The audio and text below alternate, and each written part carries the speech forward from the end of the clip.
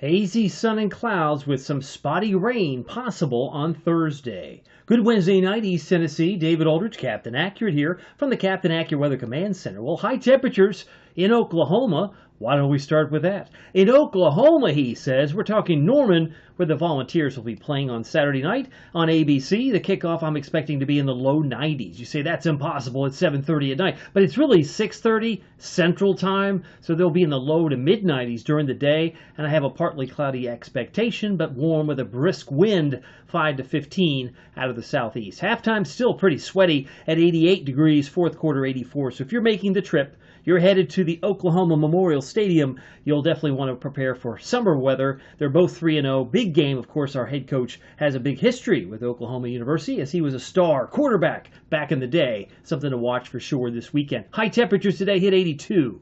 You said 81. I know it was off a degree. So like I said, it's Captain Accurate, not Captain Perfect. It was 81 though in Sevierville, 81 Morristown and Kingston. Got to give me props for that, I guess. 80 in Wartburg and 79. High temperature Scott County, Oneida from earlier this afternoon. You look at the almanac, our 82 put us right on par with what's average for this time of year. It occurred at 6:01, so it was very late in the day. Peak wind gust was only 12 miles per hour. The sun goes down now at 7:38, so we are losing minutes. Our daylight time seems like it's shrinking, but the record high 98 from 1931. You could see the spin from the associated remnants of PTC number 8. What a name, right? Rolls right off the tongue. Potential tropical cyclone number 8 was what this storm once was, but now it's just a remnant low. It's spinning like counterclockwise, like a top, right over South Carolina, and maybe a few specks of green maybe moved into our region, but it didn't amount to much. I can assure you that. In fact, as we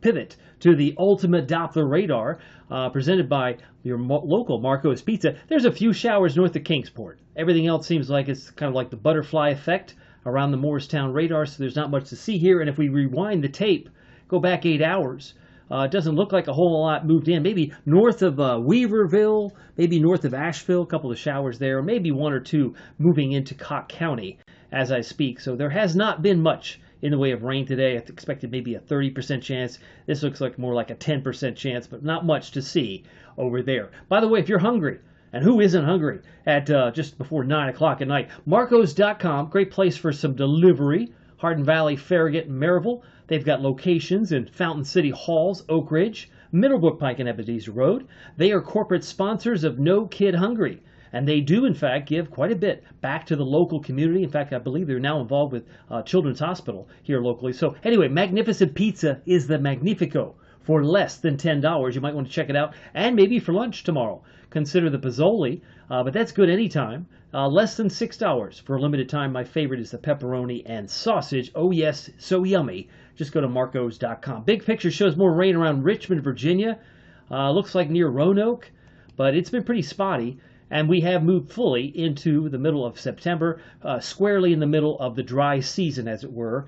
August, September, October, I would label as the dry period in East Tennessee. It's one of the drier stretches in the calendar. More thunderstorms popping up in Florida at this time, but really not much to report down in Texas. It's pretty quiet. And, of course, Oklahoma City and Norman will be the place to watch this weekend. Headlines, spotty rain tomorrow, and I would put a 20% chance at that. Turning hotter this weekend. Oh, yes. And did I mention? I think I mentioned the 90s are coming back. Now, I'm not talking video rental stores. I'm not talking about those 90s. I'm not talking about Harry Potter movies or Saturday morning cartoons or even Beanie Babies. But the 90s, the temperature, are coming back.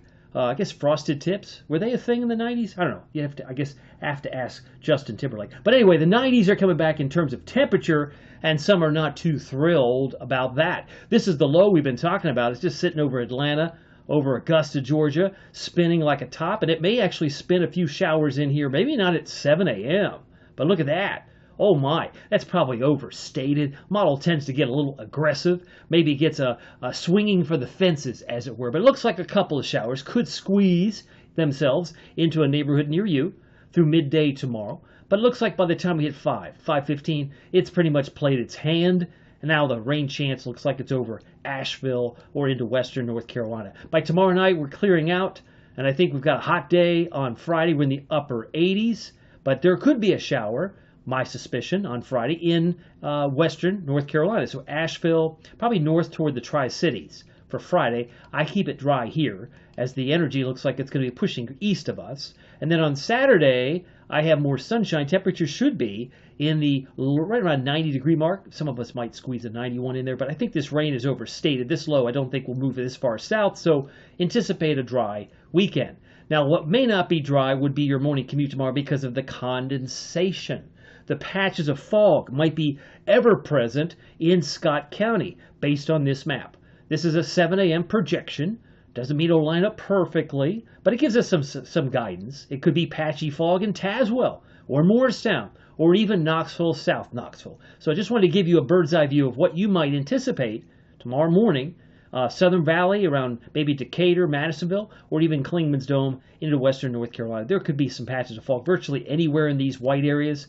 But if it lines up in that time frame through 8:30, hopefully don't be surprised. It may just be what some of us would be encountering tomorrow. But tonight we're down to 62, few clouds, patches of fog forms while you sleep, light and variable winds 0 to 5. Tonight down to 60 in Morristown, Talbot, Russellville, our friends in Newport, and White Pine around 59. 59 in Crossville, Wartburg, Sunbright, about 60. 62 for La Follette, Maryville, Alcoa. Low of 60 degrees, 61 degrees. Now, hazy, sun and clouds tomorrow. We will be warmer. My anticipation is we'll be at least 4 degrees hotter tomorrow than we were today. 82 was today, 86 tomorrow. We may be squeezing 87 in a few spots. It wouldn't surprise me. I put Kingston at 87. I put Newport at 85 and 85 in La Follette for an afternoon high on Thursday. 86 for Athens and Tellico Plains. Those are my expectations. But here's your Captain Accurate Weather Authority forecast for Knoxville and East Tennessee. Now, we're near 90 on Friday. I have us in the upper 80s in the shade. 90 on Saturday. I think Sunday, maybe academic, but maybe the hottest day of the next 5 days or so. But 88 on Tuesday, 86 Wednesday. Wednesday may be with a 30% chance, maybe our best chance of rain moving forward because most of it, let's face it, 20% is more miss than hit. I wouldn't say it's a hit or miss shower, but since it's so spotty, I guess if you get some rain, consider yourself blessed. Consider yourself lucky. But the hotter weather certainly is coming back into play. And yes, if you are wondering, we do average 4 days of 90-degree weather in September. That is based on history. So far, we've had 44 days. 44 days, and we averaged 34. So we're already 10 days above the average, but we could add up. I guess if we hit it on Friday, we'd have 4, but 3 certainly I think is on the table for Saturday, Sunday, and Monday. By the way, you can keep track of all of this using the Captain Accurate Weather app with Pete Michaels Traffic. What a bonus! You get weather and traffic on the same app, all local, mind you. All you have to do is search the 2 words Captain Accurate at the App Store and Google Play. Pete Michaels will keep you informed every time that you check it in. You don't have to wait for the radio station to play it. It's a real bonus to have on the app. Well, my name is David Aldridge. Some people call me Captain Accurate. It's not easy being accurate, so weather doesn't surprise you. We'll be live streaming tomorrow morning at 6:40. You can always watch it later on delay. Take care.